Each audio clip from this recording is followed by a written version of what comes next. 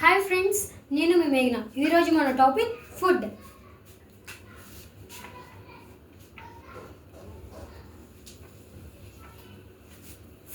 మనం తినేవన్నిటిని ఫుడ్ అని అంటాం. బట్ ఈ న్యూట్రియంట్స్ ఏవైతే నేను చెప్పబోతున్నానో అవి ఆ ఫుడ్లో లేదు అంటే మాత్రం అది మనకి కరెక్ట్ డైట్ కాదు. డైట్ అంటే చాలామంది బరువు తగ్గడానికి, సన్నగా అవ్వడానికి అనుకుంటారు. బట్ డైట్ అంటే అది కాదు. డైట్ అంటే మనం తీసుకునే ఫుడ్లో ప్రతి ఒక్క న్యూట్రియంట్ మన బాడీకి ఏమైతే ఉపయోగపడి ఉన్నాయో అవి అన్నీ తీసుకోవడాన్ని డైట్ అంటాం. So that is called balanced diet. నేను చెప్పేది ఏవైనా ఒక్కటి లేకపోయినా అది ఇన్కంప్లీట్ డైట్ అవుతుంది. Like first one, carbohydrates,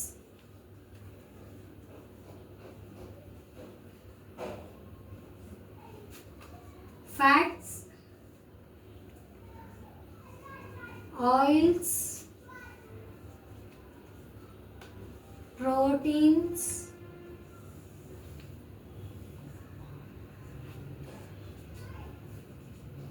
vitamins. ఈ వైటమిన్స్ని వైటమిన్స్ అనొచ్చు, లేకపోతే విటమిన్స్ అని కూడా ఆడచ్చు. అండ్ మినరల్స్,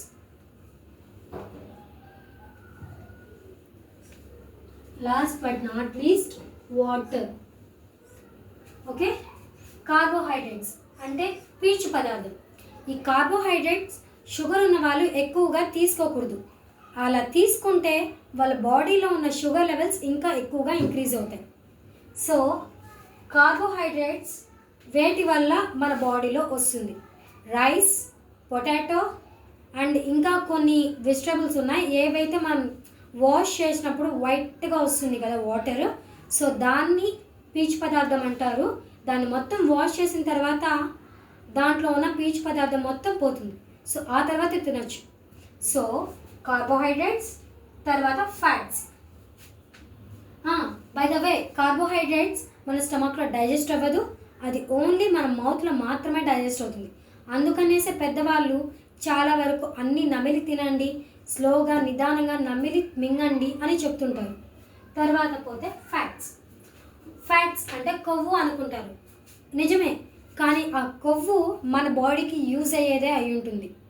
లైక్ మన కొలెస్ట్రాల్ అంటాం కదా, అంటే ఆ కొలెస్ట్రాల్ మన హార్ట్లో ఉన్న ఆర్టరీని బ్లాక్ చేస్తుంది, అది బ్యాడ్. కానీ ఫ్యాట్స్ కింద ఉంటుంది, అది మన బాడీ లోపల ఉన్న పార్ట్స్ని కాపాడుతూ ఉంటుంది. సో ఆ ఫ్యాట్స్ని గుడ్ ఫ్యాట్స్ అంటాం. మనకి డి విటమిన్ రావాలి అంటే సన్లైట్ వల్ల వస్తుంది అంటారు. బట్ సన్లైట్ మనకి విటమిన్స్ ఇవ్వదు. మన బాడీ అంటే స్కిన్ కింద ఉన్న ఫ్యాట్ ఏదైతే ఉందో అది సన్లైట్ వల్ల కరిగి మనకి డి విటమిన్గా కన్వర్ట్ అవుతుంది. సో అది ఫ్యాట్. తర్వాత ఆయిల్స్. ఆయిల్స్ కూడా ఒక రకమైన ఫ్యాట్సే.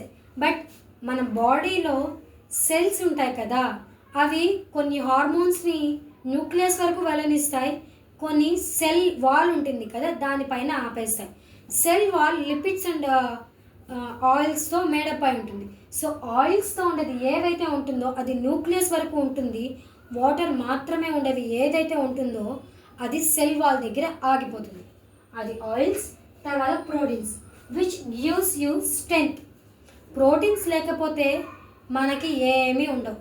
ప్రోటీన్స్ హార్మోన్స్ బాగా సెక్రెట్ చేయడానికి యూజ్ అవుతుంది.